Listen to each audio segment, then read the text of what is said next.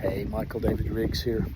You know, one of my favorite verses has always been, and if you're a person of the Bible, it's probably true with you too, Jeremiah 33:3. Call unto me, and I will answer thee, and show thee great and mighty things which thou knowest not. Interesting thing about that, though, is we usually quote that verse, but we ignore the rest of the context. You know what that's about? Have you ever read all of Jeremiah 33? That's about God's promise to not abandon Israel, the house of David and the house of Judah and the Levites.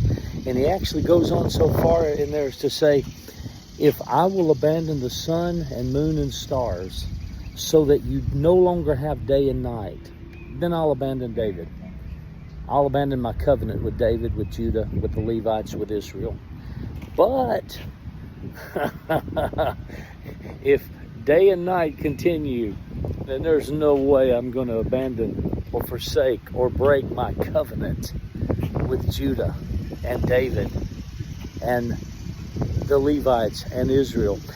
And you know, those that are for the demise of Israel and set against it, you know what they are?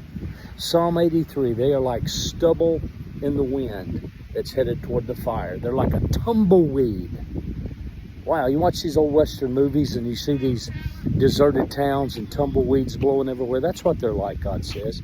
And he says further, they're headed for the fire. And he says further, they're like dung in the earth.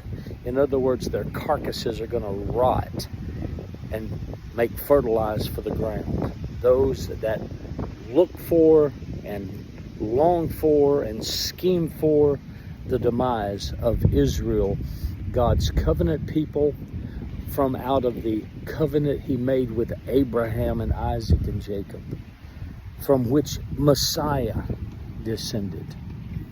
So, call unto me, God says, and I'll answer you, and I'll show you great and mighty things that you can't even imagine.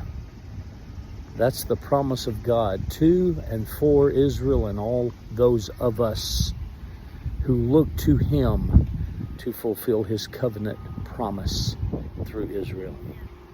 Shalom to you.